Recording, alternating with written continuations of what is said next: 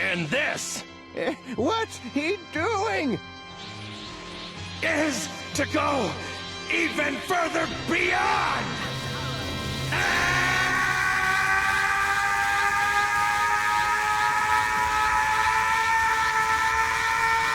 Holy shit! Oh my god. Yo guys, what is up? Max in our Path of Exile 2 video, and today we're going over my updated cast on crit tornado ice shot Deadeye. Now, this is a build that I originally put out at like a pretty budget version for like a cast on freeze. We then updated it to like deal 4 times the damage with the cast on crit setup, and today we've updated it to solve a lot of the issues, give it more survivability, and massively increase the boss damage. I really want to show you guys kind of a progression of what happened with this build and how we went from doing like, you know, respectable boss damage to now what we're doing was just absurd. I hope you guys enjoyed the video. We're going to start with just a showcase of what the build is looking like without this new damage shenanigans that we've added. So that'll play now.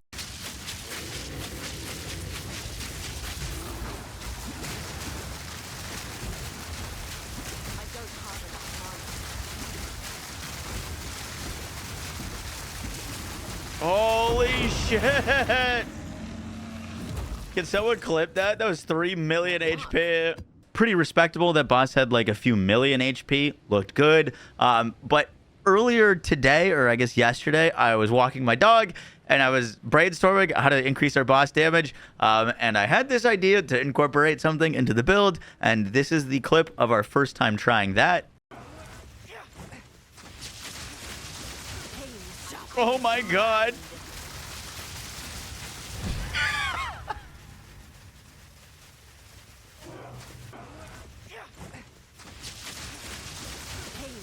Oh my god. That jumped our DPS to over 1 million damage a second, which is just disgusting. And now I want to show you what we did to like solve the issue that we were having with that specific setup, which was mana. We were casting a bazillion things a second, but we still had some mana issues. And so then we solved all of the mana issues, and that's what this looks like.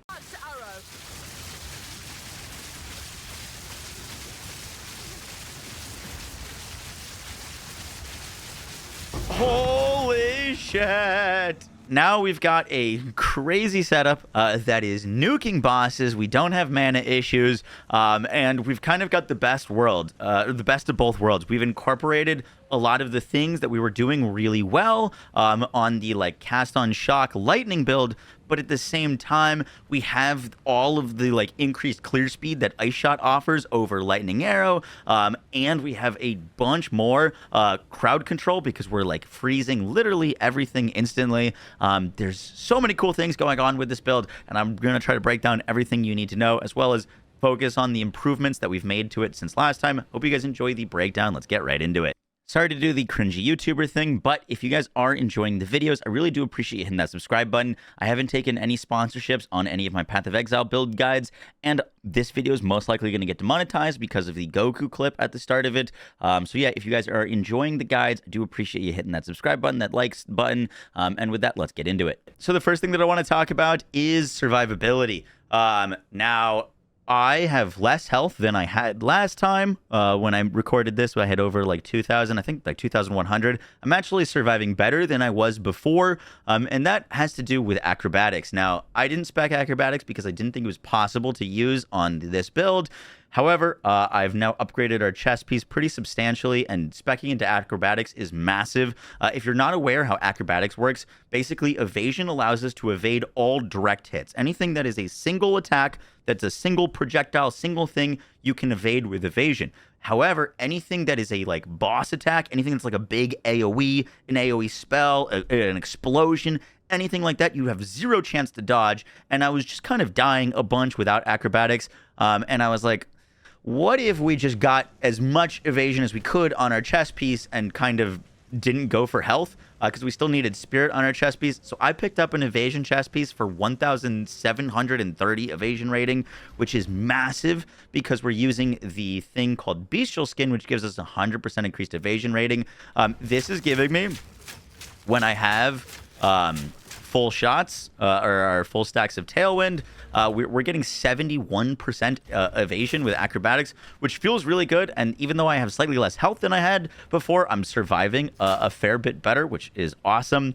I don't really have great evasion pieces on my rest of my stuff. I haven't even like qualityed my gloves, so we could definitely get even more evasion, but picking up a high evasion chest piece with some resistances and some spirit helped me out a ton. The next thing to talk about was solving mana issues. Now, I started to note that like something that was happening was we had like great mana sustain when we were in maps. Like if you just look, I can cast this ability a lot without really draining much of our mana. And we can shoot our arrows a bunch without draining much of our mana. But as soon as we would go against a boss, all of a sudden I would have no mana. And I was like, why does this keep happening? And it was because Eye of Winter was going off like crazy. This is a spell that's allowing us to hit 100% crit chance. We are a cast on crit build. We have a lot of crit chance, but what Eye of Winter is doing for the build is it's inflicting critical weakness on monsters. This is a stacking up flat additive crit chance increase that is going to allow us to hit 100% crit chance on bosses. However, we don't get additional benefit from more of these casting. And so I was looking at our footage and there was an Eye of Winter going out every 0.2 seconds. And so that was draining our mana. It wasn't our abilities, it was our Eyes of Winter. And so I actually ended up taking off Impetus, which gives us 40% more energy gain. And so our Eye of Winter started to slow down, which helped with mana. And then we also linked Inspiration to this to have 40% less cost of our skills. And that also helped a ton. Now, for like the full damage version of this build, which I'll talk about in a second, we kind of have like slightly variance to the setups. You can go for Impetus to gain increased energy, and then Ball Lightning. And Ball Lightning does some absolutely insane things for this build. Basically, with cast on crit with Ball Lightning, we are getting 100% crit chance on our shock rods, right? And then we've got like the Ball Lightnings going out, and all of those Ball Lightnings are going to be critting, triggering all of the shock rods, and the shock rods are critting so fast that we're sending out so many Ball Lightnings. That's why you see them like kind of look insane and look like larger than they normally are, is because there's so many of them overlapping. And then we just basically just hold this button down and fire as fast as possible with all of the Ball Lightnings coming out. And when we solve our mana issues entirely, which we'll talk about later when we get over gear, this just pumps damage, because then we've got Eye of Winters going out and we've got Balls of Lighting, and then when we don't have mana issues, we can use Impetus to just send out a ton of them. But for like just normal play, it feels really good to put Inspiration on that and Deceleration, so that our Eyes of Winter are proccing. They still proc a ton, but they're not going to be draining all of our mana. The next like big question I get about this build is like, how are you getting enough intelligence to do this build? And you actually only need to hit like 100 intelligence before kind of really speccing into this build. You're looking for, ideally, honestly, dexterity on your gear. I really don't have much. I've got 22 dexterity on my bow, I've got 28 dexterity on my boots, and I've got 11 intelligence on my gloves. And that's all I have. I do have some strength on my amulet. That's not super relevant. But basically, any stat that you get, it doesn't need to be intelligence. Any stat that you get is going to be helpful, whether it's dex or int. Because, for example, I have a bunch of dex on my gear. I've got like almost technically like over 50, but that just means that we can spec a bunch of intelligence on our tree, and by specking into this build, you're just going to get a bunch of intelligence. This node gives you 10 strength, which is great. This node gives you 10 intelligence. We've got these nodes over here. These give us 10 intelligence. This is 10 dexterity, and then we're also getting another 5 dexterity and intelligence from this, and the path that we're taking is a lot of travel nodes. So like if you have inspected this build, you basically need about 100 intelligence around that, and then you spec this build and you'll get the rest to do everything that you need to do. You do need 133 intelligence to be able to do everything that we're doing, and you're ideally looking for 160 spirit to do everything that we're doing, and I'll break down how to kind of acquire those things when we talk about like gearing section. So real quick, I did like a full breakdown of everything that we're using in the previous video. So if you want like an in-depth breakdown of our mechanics. I will link you to that. But in terms of our gem setups, real quick, we're using Tornado Shot. Tornado Shot allows us to fire out way more projectiles. We are firing 3 projectiles. Those 3 projectiles, when they split into Tornado Shot, are going to fire into 9 projectiles, and each of those projectiles split into 8 additional projectiles, and all of those projectiles have a 60% chance to bounce and return. That's what's giving us such crazy AoE clear. And then anytime that we hit an enemy, we're insta-freezing. And when we're freezing them with Herald of Ice, we are casting an explosion of ice. And that's why this build feels so good for AoE clear. We're using a combo of Tornado Shot into our Ice Shot, and we're building up a ton of crit. So we're just doing a lot of damage. On Tornado Shot, we've got Blind, Life Thief for some lifesteal, because it's actually doing a lot of physical, and Overabundance so that we get 2 of them. Lightning Rods are our big DPS thing. We're using Close Combat on them. Scatter Shot, Concentrated Effect, and Elemental Focus. Freezing Salvo, you can click for a little boost of damage. You get Ice Bite for 35% cold if you ever like freeze an enemy with this, so you can like start a fight or use this on elites for an insta freeze with Ice Bite, Glaciation, and Execrate. We've got Cast on Crit right now.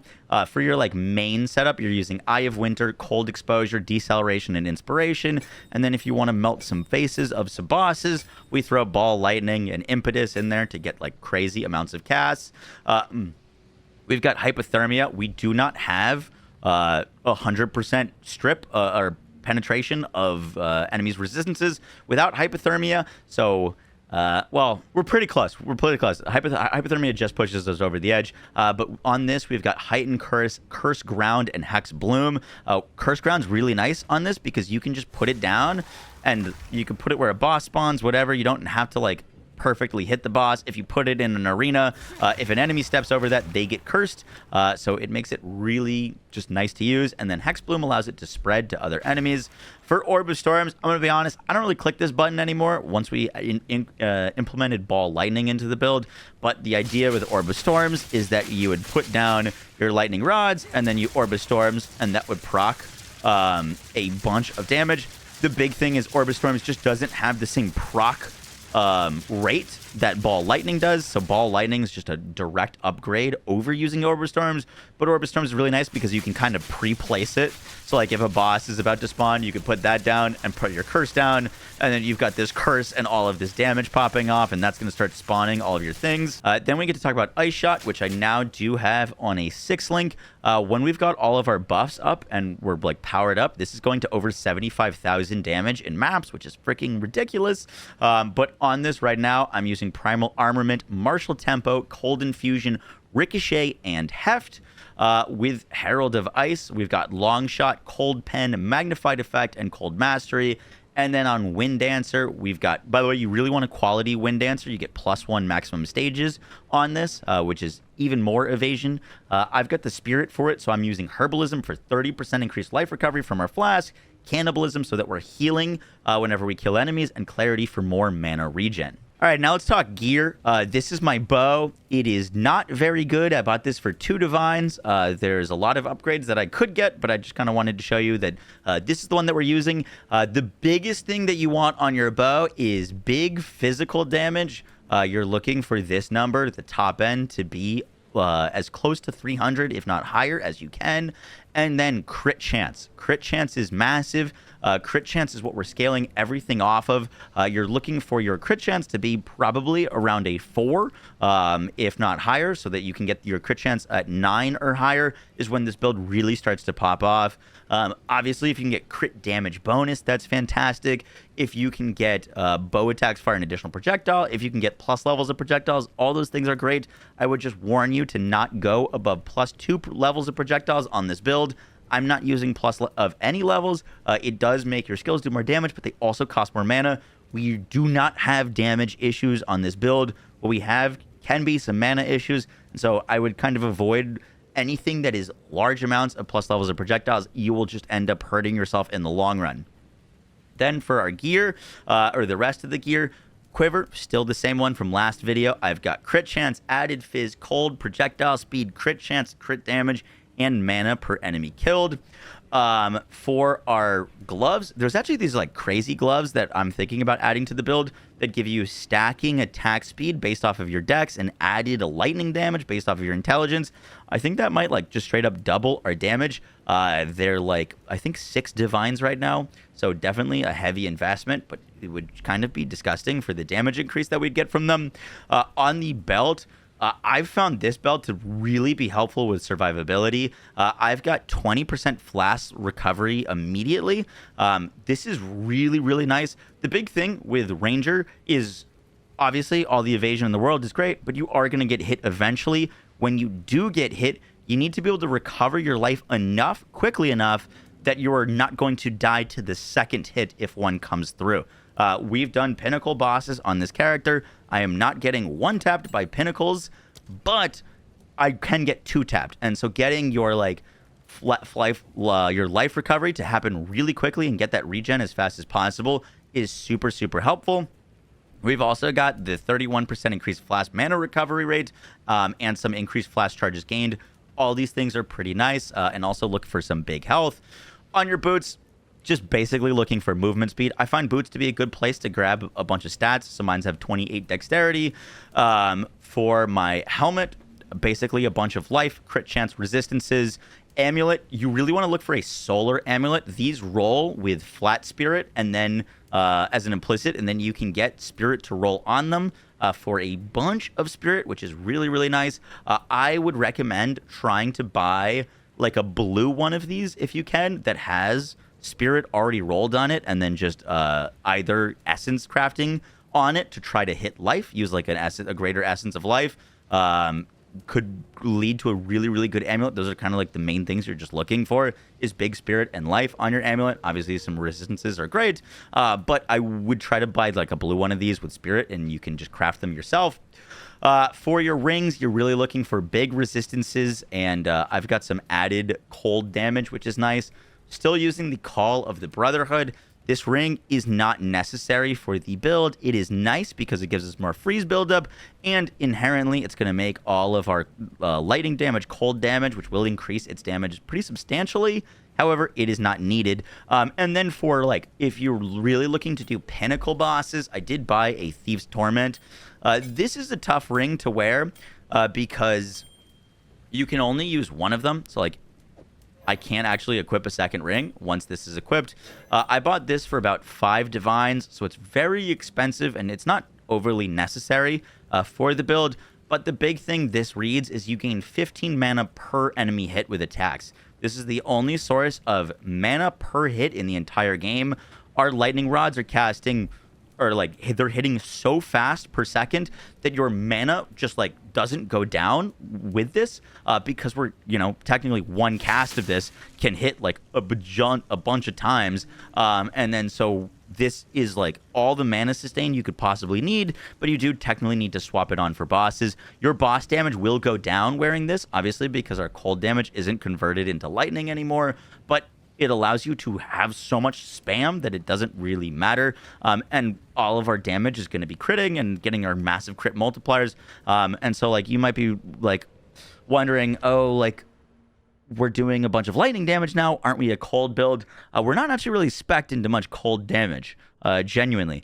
We have basically just a bunch of crit chance. Almost all of our things are crit chance increases, and like generic crit chance increases. So, for example, if we do take off the, I do have to fix that, but for example, if we do take off the Call of the Brotherhood, my lightning rod is at 6,000 damage with the Thief's Torment on, and then as soon as we put on this, it goes to 7,000. So it's not like the craziest jump in damage. We're definitely dealing more with the Brotherhood, but having mana sustain is really nice. For the skill tree nodes, we ended up unspecking at a combat alchemy because we've now solved our like sustain stuff, and so we can actually pick up a bunch more evasion going this route for more evasion here, increased evasion rating. We just lose out on some flash stuff. So that's really great. We ended up going and picking up both of these 15% from our quiver, which are actually huge, massive damage increase from these. If you're using a quiver that gives you flat damage, crit chance, crit damage. Getting 15% more of all of those bonuses is massive. These are some of the 2 strongest nodes that we're honestly spec'd into. We ended up losing this node. I was originally spec'd into Exploit to give us damage against enemies affected by elemental ailments and increased duration. That's all good and nice, but there's just more damage that we can pick up by going for crit stuff. And so we are spec more into crit stuff. We picked up acrobatics. We are still over here. We do have one node that's kind of a toss-up over here, Moment of Truth, that gives us increased crit damage bonus if we haven't dealt a non-crit recently, and 20% increased crit chance. This is awesome for like mapping, because we're not at 100% crit chance for mapping. Doesn't really do all that much for bossing, to be honest. If you did want to unspec these points and pick up like specifically more single target damage, there's this node down here that gives us a ton more crit, 15% more crit bonus, 15% more crit bonus, and then 50 crit damage during any flask effect. So when you're shooting and draining your mana, you just click your mana flask, which you're going to be doing anyways, and you could just pick up an additional like 80% crit bonus, which is huge damage increase. I honestly might keep that, but for like the time being, at least for when I recorded this video, I was spec'd into Moment of Truth. I do think I might change that in the planner, but that is our skill tree. Now, for jewels and amulet annoyance, I would strongly recommend trying to find some things for like crit chance, crit damage, cold.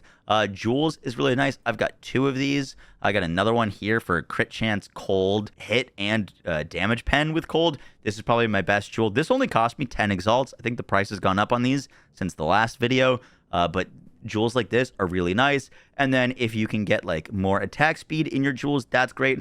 The best jewels, besides these like crit cold ones, are technically the increased attributes from your quiver. However, those are like 10 divine orbs right now, so I don't think they're like really necessary. But if you're really looking to big juice this, like attack speed, or the best possible thing would technically be like attack speed with bows, and then probably damage with bows, and then like bonuses from your quiver can all roll on an emerald together. That would be pretty nutty. For our amulet anoint, I don't have the most expensive one possible, but I did spend, I would say about 30 exalts for this one. This is Overwhelming Strike. It gives us crit hit chance, crit hit bonus, and stun build up with critical hits. I think this one is really, really powerful, as like a lot of people are asking me when I was making this build, why aren't we spec'd into nodes like Preemptive Strike for 100% crit bonus against enemies that are on full life?